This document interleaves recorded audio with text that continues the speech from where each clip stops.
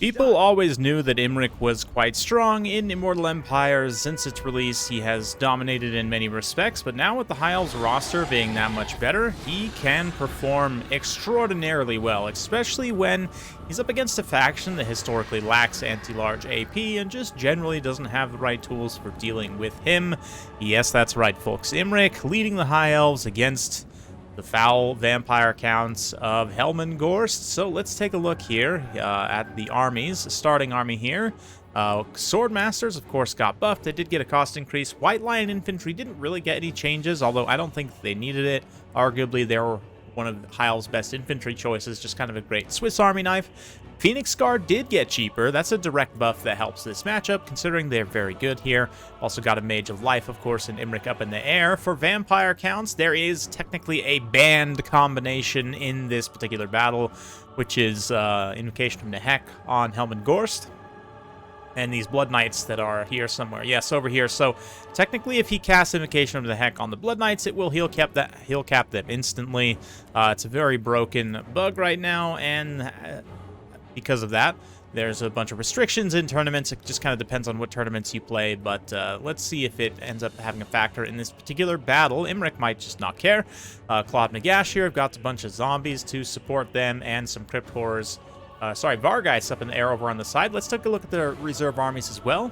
For Imrik's reserves, he's got the Fireborn, Regiment of Renowned Dragon Princes, 2 Silvern Guard, another White Lion Infantry, 3 Rangers, 3 Illyrian Reaver Archers, and 2 Melee Reavers. For the Vampires reserves, he's got a Banshee, another Zombie, another Crypt Horror, 2 Cairn Wraiths, 2 Crypt Ghouls, the Regiment of Renowned Dire Wolves, 3 Crypt Ghouls, and an Unholy Lodestone Corpse Cart. Now we're into it. So, High Elves bringing some of those Silvern Guard out of reserve to help occupy this home objective, and then sending the Elite Infantry to help fight in the center. Of course, this double Mortis effect technically is not banned. Probably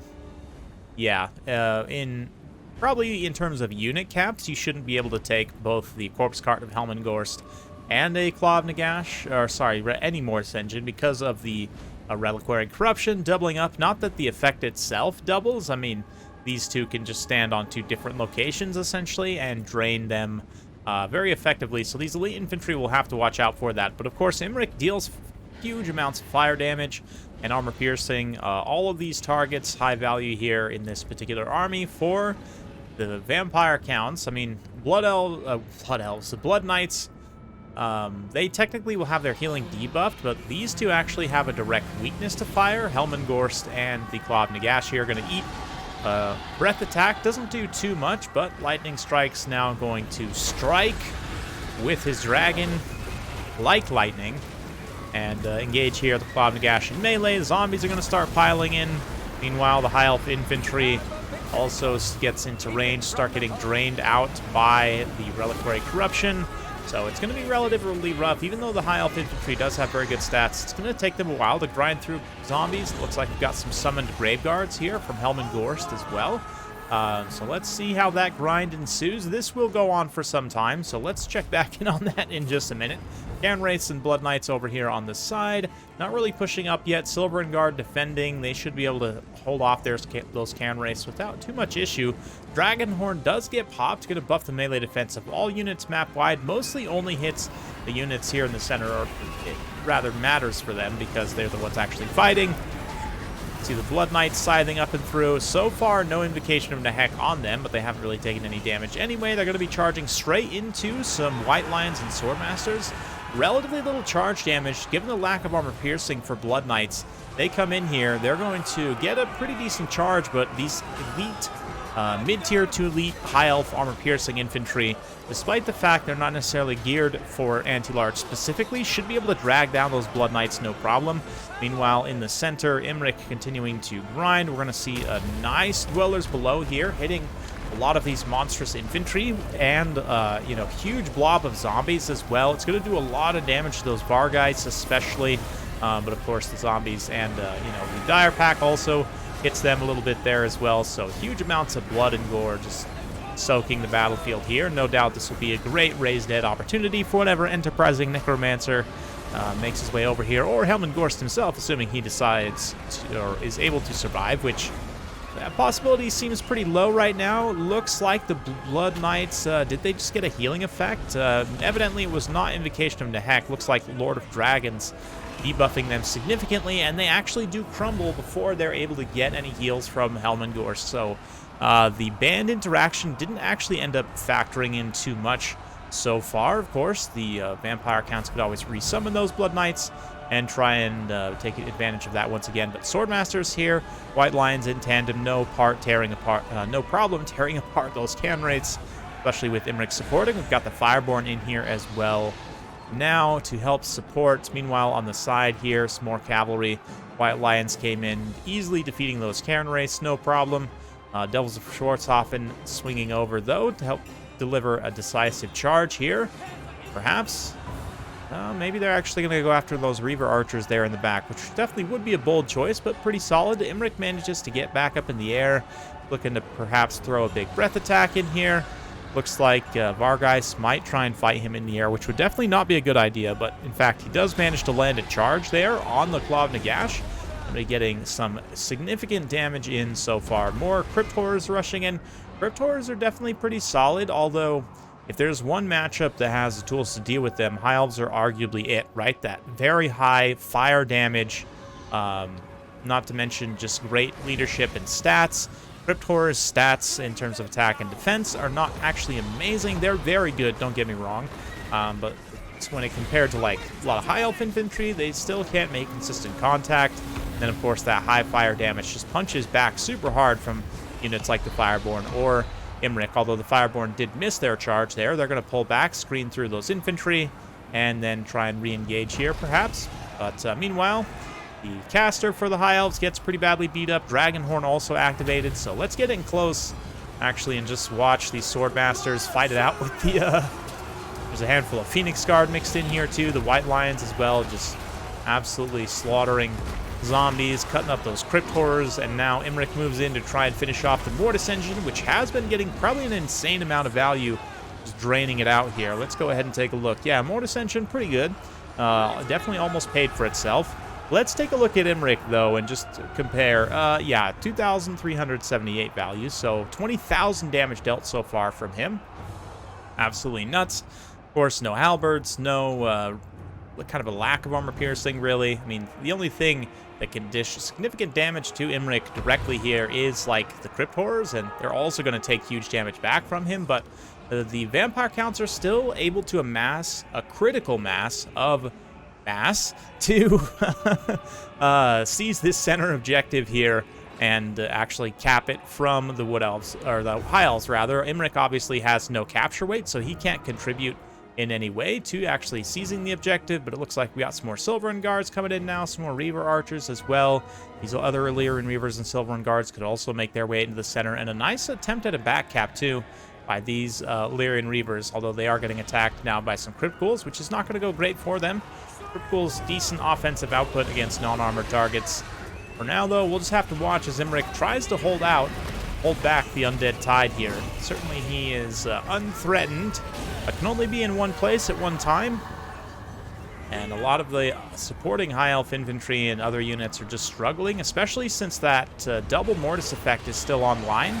Any infantry that rushes in, after this point is just going to also get horribly drained out. So Imrik really needs to take out these two targets before the High Elves are able to accrue enough value here to probably take this objective. We'll see. But the Life Mage does manage to come back from route, probably getting a little bit more Winds of Magic, saving up for perhaps another devastating Dwellers Below unleashed in this center blob right here. Let's pull back and take a look. Crypt Ghouls are beating out those Illyrian Reavers. No surprises, like I said. And, yeah, it looks like the Silverin Guards still just kind of hanging around. Reaver Archers do move into range. They're able to put in some pretty decent hurt on those Crypt Horrors, but more Invocation of Nehek there.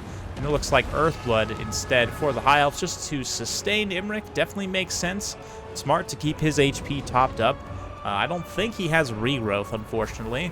Not that he would have necessarily the Winds of Magic for it either at this late stage, but it would be nice to be able to refresh the vigor of Imrik. given the circumstances. You know, his armor is going to be a little bit debuffed from that, and these non-AP units will actually be able to get some damage on him. But let's see right now, still forcing an absolute Doom Blob. Got some Cairn Race also moved over onto the side objective. They need to be counterattacked by the Silverin Guards, but both players kind of focusing all their micro and attention onto the center right here, which definitely makes sense. Imrik trying to pull away here, but with the poison and with the low vigor, he's not really able to get away. Nope, looks like he is able to pop back up into the air.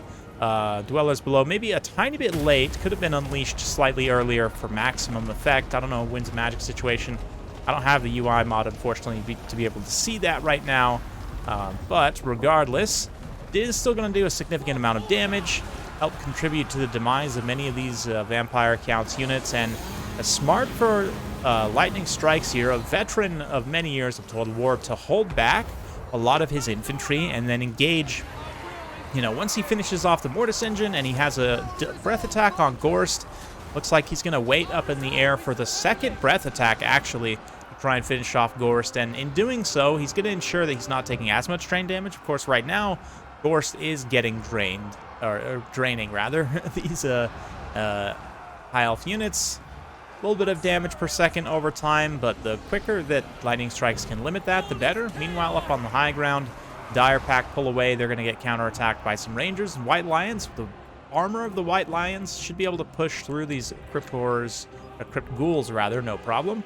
And again, we see the little bit of a slow reaction here, but the Silverin Guard and the Lyran Reaver Archers eventually do get onto the objective and get enough value to start out trading those Cairn Wraiths.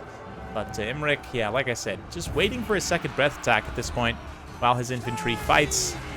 Maybe arguably waiting, maybe should have engaged actually and then pulled back and done another breath attack, but certainly the second breath will put Gorst in the danger zone. Should be just a couple more attacks from Imrik's dragon. I forget the name of it, but you know what it is, I'm sure, if you know what it is.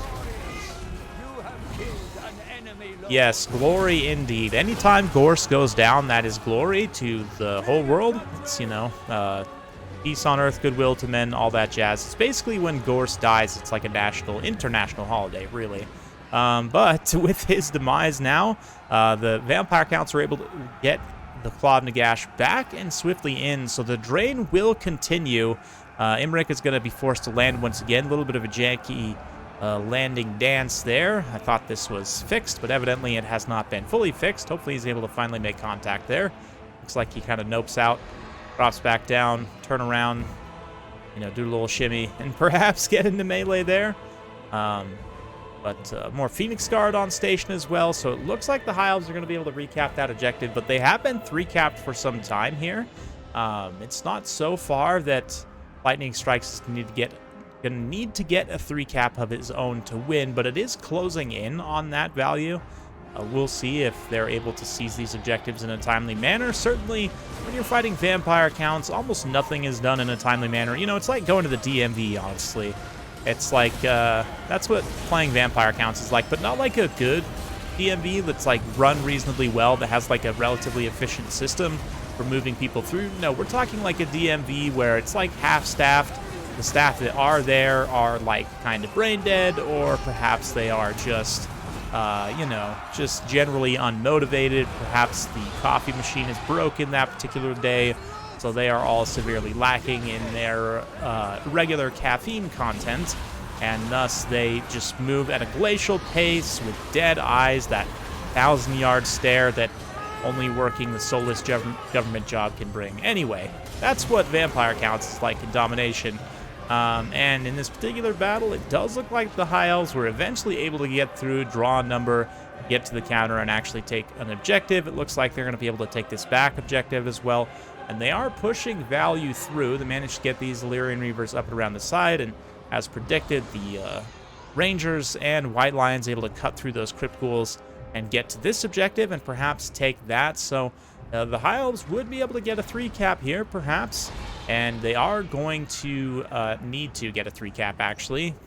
Vampire Counts are able to get far enough ahead that they could win on a 1-cap at this point. So with the High Elves now seizing that second objective, they've, again, threatening enough on this third objective, really vampire counts at this point should just pull back, probably, maybe block with a few zombies here, pull back, and then just macro units in onto this final objective to try and hold that. But instead, we see Helm and Gorst summoned again, which is definitely a bold move, don't get me wrong. But I don't know how effective it's going to be. Isles continuing to grind, and after all this time, let's check in with Imrik's value to see exactly where he's at. Yeah, 7,168 damage value, and climbing, of course, so we'll have to check back in on that towards the end of the battle. Imrik himself is approaching his healing cap, so it's pretty impressive, actually, that Lightning Strikes is able to heal cap him almost entirely off of Earthbloods. I mean, I say it's surprising. It perhaps shouldn't be, given how strong percentage-based healing is right now. And, I mean, healing on dragons has always been pretty good. There were patches, certainly, where dragons weren't that spectacular, but Imrik definitely shining strong right now, and the just lack of other anti-large units. Not that there's a lot that can fight Imrik super effectively, like a Goose is going to get destroyed by him, right?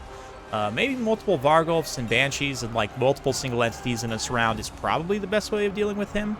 Perhaps the Blood Dragon while he's fully juiced up, although certainly Imrik has his own buffs and debuffs to be able to equalize that. So, I don't know. Just in general, though, Imrik seems ridiculously strong. And if he is fully uncounterable for the vampire counts, I'm actually not mad about that at all, because I'm fully biased against vampire counts, and they have been just oppressing and terrorizing everyone in Immortal Empires, so I would be absolutely fine if they got the nerf stick, at least in multiplayer. Of course, it has no bearing on campaign. It should be mentioned, this channel is entirely focused on multiplayer, but man, those Silverin Guards do look really nice in that 4K with the shining armor and everything. Just getting fully distracted here by the beauty of the gleaming High Elves. Okay, maybe I'm starting to actually like High Elves these days. Still not the biggest fan of the, like, cone hats, but, you know, to each their own. I guess it's more of a cultural stylistic choice, although sometimes I still wonder if the High Elves' heads are actually shaped like that. But anyway, been a bit of an odd one today as we finish it out here. Imrik is no doubt going to be able to win, and it looks like a full 3 cap has been initiated. Yeah, all 3 objectives have been seized by the High Elves, so at this point it's just a matter of seeing how high Imrik's value can actually go.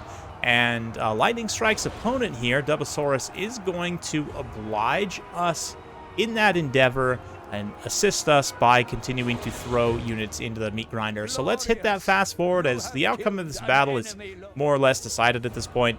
Actually more decided than less. He eventually does nope out early, so we are deprived of perhaps the full value that Imrik could have gotten, but even still, let's take a look. 265 kills.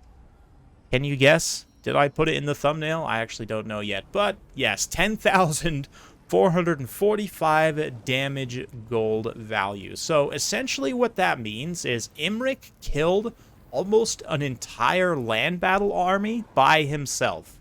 Like, he killed a vast majority of a land battle army by himself. That is an insane amount of value.